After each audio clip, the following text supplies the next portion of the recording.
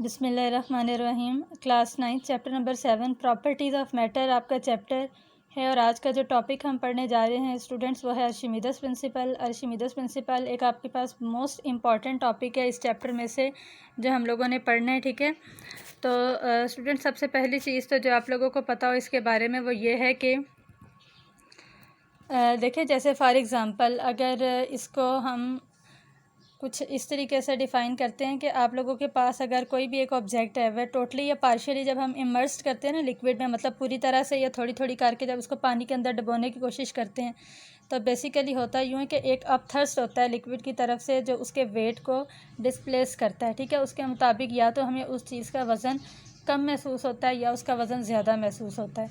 अब ये जो वज़न में कमी और ज़्यादती होती है बेसिकली जैसा कि अभी मैंने आप लोगों को बता दिया कि यहाँ पे अब स्टार्ट में आप देखें, मैं कुछ इस तरीके से अब आप लोगों को बता देती हूँ। आप लोगों की बुक के स्टार्ट में पैराग्राफ है, आप उसे भी रीड कीजिएगा। An air filled balloon immediately shoots up to the surface when released under water, ठीक है। जब एक आप लोगों ने बैलून लिया, उसके अंदर आपने एयर फिल की हुई थी, आप जैसे ही उसको पानी के नीचे करके एकदम से छोड़ेंगे तो आपको लगेगा कि वो फ़ौरन से सतह की तरफ जाता है, ठीक हो गया। उसके बाद इसी तरह एक आप लॉग लेंगे, वुड का लकड़ी लेंगे, लकड़ी का पीस लेके इसी तरह पानी के नीचे से आप उसको छोड़ेंगे तो वह भी खुद ब खुद ऑटोमेटिकली सतह की तरफ मूव करेगा, सरफेस पे आ जाएगा। तो उसके अलावा आपने शायद इस चीज़ का भी जायज़ा लिया हो कि कोई मग आपके पास है जिसको आपने फ़िल किया हुआ है वाटर के साथ, ठीक है। आप जब उसको पानी के नीचे करते हैं तो आपको ऐसा लगेगा वो जो मग आपके पास है बेसिकली पानी से भरा हुआ वो लाइट वेटेड है, लेकिन जैसे ही वो ऊपर सतह की तरफ निकलेगा तो आपको ऐसा लगेगा कि आप उसका वज़न पहले की निस्बत बहुत ज़्यादा भारी हो गया, ठीक हो गया। अब ऐसा होता है कि जब आपको पहले वो हल्का लगा बाद में वो भारी हो गया, और इसी तरह से वो चीज़ें कि जिनका वज़न आपको ज़्यादा महसूस हुआ था उनको छोड़ने पे वो खुद ब खुद सतह की तरफ आ गई। इनके पीछे ऐसा कौन सा बेसिकली प्रिंसिपल था जिनको कैपेबल करता था इस चीज़ के, वो बेसिकली आपके पास है आर्शिमीदस प्रिंसिपल। तो हुआ कुछ यूँ तकरीबन आज से आप ये कह सकते हैं कि 2000 साल पहले एक यूनानी आपके पास साइंसदान थे आर्शिमीदस, जिन्होंने इसी चीज़ का जायज़ा लिया कि बेसिकली आपके पास एक अपवर्ड फोर्स होती है जो किसी भी ऑब्जेक्ट के ऊपर एक्ट करती है, या तो वो उसको लिक्विड के अंदर रखती है या फिर वो चीज़ सरफेस पे मूव कर जाती है, ठीक हो गया। जिसके नतीजे में बेसिकली होता कुछ यूँ है कि जब हम उसको लिक्विड के अंदर रखते हैं, जैसे ऊपर अभी मैंने बात आपके पास की कि मग फिल्ड विद वाटर, आपने एक मग लिया हुआ था जिसको पानी से भर के जब आपने उसको पानी के अंदर की तरफ महसूस किया उसका वज़न, तो आपको निस्बतन बहुत हल्का लगा। लेकिन जैसे ही आपने उसको पानी से बाहर की तरफ निकाला तो आपको लगा कि वही मग है जिसका वज़न आपको बहुत ज़्यादा महसूस हो रहा है, ठीक हो गया, हैवी लग रहा है। तो बेसिकली ये जो आपके पास अपेरेंट लॉस होता है ना वेट में, यानी कि एक आपके पास, इसको हम रियल नहीं कहते, अपेरेंट लॉस का मतलब ये होता है कि जो ज़ाहिरी तौर पे आपको लगता है, महसूस होता है कि आपके पास जो कोई चीज़ है, कोई भी ऑब्जेक्ट है, उसमें वज़न में जो कमी महसूस होती है बेसिकली वो इस नतीजे पे होती है कि आपके पास एक अपवर्ड फोर्स होती है जो किसी भी ऑब्जेक्ट के ऊपर एक्ट कर रही होती है। वो किसकी तरफ से एक्ट कर रही होती है? उस लिक्विड की तरफ से जिसके अंदर वो ऑब्जेक्ट मौजूद थी, उसी को हम कहते हैं कि वो लिक्विड का अपथ्रस्ट है, ठीक हो गया। तो आर्शिमीदस प्रिंसिपल इस पूरी बात को देखते हुए कुछ इस तरीके से हम डिफ़ाइन कर सकते हैं कि जैसे मैंने आपके पास ये लिखा हुआ भी है कि कोई भी चीज़ जब आप पूरी तरह से या थोड़ा थोड़ा करके पानी में डुबो देते हैं तो एक उसके ऊपर अपथर्स्ट एक्ट करता है, मतलब एक लिक्विड की तरफ से आपके पास वो अपवर्ड फोर्स लगाई जाती है ऑब्जेक्ट के ऊपर, जिसकी वजह से बेसिकली क्या होता है कि जो आप लोगों के पास ऑब्जेक्ट होती है उसका वेट आपको लाइट और हैवी फील होता है, यानी कि लिक्विड है वो डिस्प्लेस करता है इस मैटर को, ठीक हो गया। अब आप देखेंगे आप लोगों के पास एक, यहाँ मैंने आपके सामने भी बना दी है फिगर, आपकी बुक पे भी बनी हुई है, 155 पेज टेक्स्ट बुक का आपके पास है जहाँ आपके पास ये फुल टॉपिक एक्सप्लेन है। हम एक डेरिवेशन यहाँ पे करेंगे, एक फार्मूला डिराइव करेंगे कि अगर न्यूमेरिकली आपसे इन केस पूछा जाता है तो आप इसी फार्मूला के थ्रू अपथर्स्ट लिक्विड का किस तरीके से कैलकुलेट कर सकेंगे, वो अब हम इसमें सीखेंगे, ठीक है। सबसे पहले आपने कंसीडर किया एक सॉलिड सिलेंडर, और फिर आपने क्या किया कि उसका total cross sectional area A ले लिया। फिर अब आपने क्या करना है, उसको पानी के अंदर इमर्स करना है, डुबो देना है, और उसकी टोटल हाइट होनी चाहिए इमर्स होने तक एच, ठीक है। कोई भी हाइट है जो आपके पास वैल्यू है वो क्या है, एच है टोटल। उसके बाद आपने क्या किया कि आपने H1 और H2 के नाम से डेप्थ ले ली टॉप एंड बॉटम फेसिस की सिलेंडर के, यानी कि जैसे मैंने फिगर में शो भी किया है, बुक से भी आप देख सकते हैं। यहाँ पे आपके पास जो H1 और H2 है वो टोटल हाइट है, यानी जो स्टार्ट से और एंड से आपने सिलेंडर्स के मैयर की है। अब अगर आप देखेंगे कि आप H2 में से H1 को सब्ट्रैक्ट कर दें, यानी टोटल हाइट H2 है, वहाँ से जो अपर पोर्शन है आपके पास सिलेंडर का जिसको आपने इमर्स किया था उसको माइनस करेंगे तो आपके पास टोटल हाइट उस सिलेंडर की आ जाएगी जो इमर्स है लिक्विड में, ठीक हो गया। कैपिटल P1 और P2 आपके पास लिक्विड प्रेशर होंगे बेसिकली, जो उन डेप्थ्स के ऊपर आपने अप्लाई करवाए थे, और वो डेप्थ्स यानी हाइट H1 और H2 हैं। रो से हमने डेंसिटी को सिंबलाइज़ किया, तो टोटल इक्वेशन आपके पास कुछ ऐसी बनेगी जैसे मेंशन आपके पास के P1 and P2 double pressure हमने लिया हुआ है ना, तो फर्स्ट वन हो जाएगा रो जी H1 और सेकंड वन रो जी H2। आपने पढ़ा फार्मूला पीछे इसी चैप्टर के स्टार्ट में कि अगर आपको इन केस मेजर करना पड़े प्रेशर, तो वो फोर्स डिवाइडेड बाय एरिया होता है। तो अगर उसमें से हम फोर्स को सेपरेट करना चाहेंगे तो वह प्रेशर मल्टीप्लाई बाय एरिया हो जाएगा। तो इट मींस कि जब आपने फर्स्ट बात करनी है फोर्स की, तो उसको हम P1A ले लेंगे। टोटल क्रॉस सेक्शनल एरिया तो सेम है, लेकिन जो टोटल प्रेशर आप एक्सर्ट करवा रहे हैं वो डिफरेंट है। उसको हमने P1 और P2 ले लिया, तो ये आपके पास टोटल हो जाएगा रो जी H1A and row ji H2A। ठीक हो गया। फिर आपने इसको सब्ट्रैक्ट किया तो आपके पास वैल्यू आ जाएगी रो जी H2A माइनस रो जी H1A। अब ये जो मैंने इसमें रो लिखा हुआ है, ये डेंसिटी का सिंबल लिखा है, जी ग्रेविटी को शो कर रहा है। H2 और H1 आपके पास डिफरेंट हाइट्स हैं, जो टोटल एक आपके पास है सिलेंडर की सरफेस से लेकर और एक है जो उसको हम सब्ट्रैक्ट करेंगे।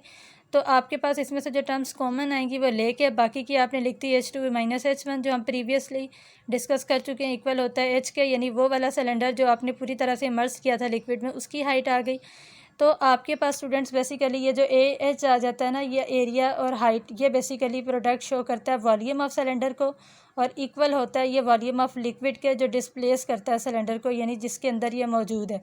तो बेसिकली आप ये जो फार्मूला एट द एंड आपने डिराइव किया रो जी एंड वी, ये बेसिकली फार्मूला यूज़ करके आप कैलकुलेट भी कर सकते हैं इसके टोटल जो वेट आपके पास लिक्विड का थर्स्ट आपने कहा कि प्रोड्यूस होता है। तो बेसिकली हमने इसके अंदर ये कह दिया कि upthrust act on the body immersed in a liquid and equal to the weight of the liquid displace which is Archimedes principle. तो लिहाजा अर्शिमिदस प्रिंसिपल की हेल्प लेते हुए हमने ये फुल डेरिवेशन की, और इस फार्मूला के थ्रू हम बेसिकली न्यूमेरिकली कैलकुलेट कर सकेंगे किस तरीके से हम फाइंड कर सकते हैं आप थर्स्ट लिक्विड का। ठीक हो गया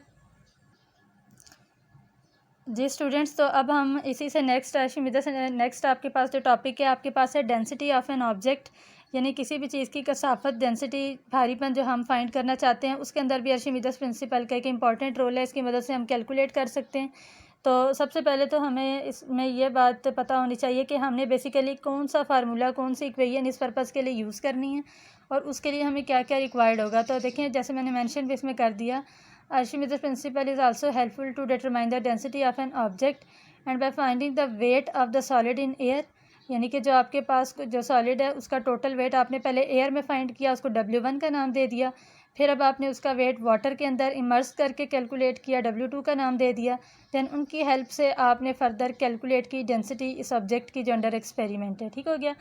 तो सबसे पहले हम क्या करेंगे कि हमने आपके पास जो रेशो थी वेट्स की, जिसको मैंने अभी स्टार्ट में बता दिया कि जैसे एक आपके पास एयर में और एक आपके पास वाटर में, आपने डेंसिटी ले ली, एक को आपने कैपिटल D से शो कर दिया, लिक्विड को आपने रो से शो कर दिया, वेट ऑब्जेक्ट का W1 ले लिया।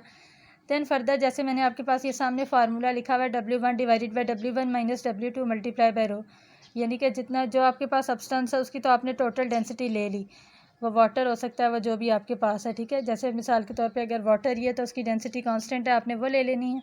और उसके बाद आपके पास जो W1 और W2 थे वो आपको बता दिया मैंने, वो आपके पास वेट होते हैं किस चीज़ के, एयर के और वाटर के अंदर सॉलिड के। ठीक है, दूसरे केस में हम इसको इस तरीके से कह सकते हैं, देखें जैसे स्प्रिंग बैलेंस मैंने आपको पहले भी बताया था, स्प्रिंग बैलेंस आपके पास होता है, आपने उसकी हुक के साथ एक सॉलिड ऑब्जेक्ट को टाई किया विदाउट टाई विथ थ्रेड। ठीक है, आपने धागे से बांधना नहीं है, आपने इसी तरह से हल्का सा एक धागा उसके साथ रैप करके उसको हुक के साथ लगाना है। तो स्प्रिंग बैलेंस को जब आप पकड़ेंगे तो उसका जो पॉइंटर होता है वो मूव करेगा, जिस पॉइंट पे आके स्टॉप करेगा आपने रीडिंग लेनी है, वो आपके पास बेसिकली इसका टोटल वेट होगा।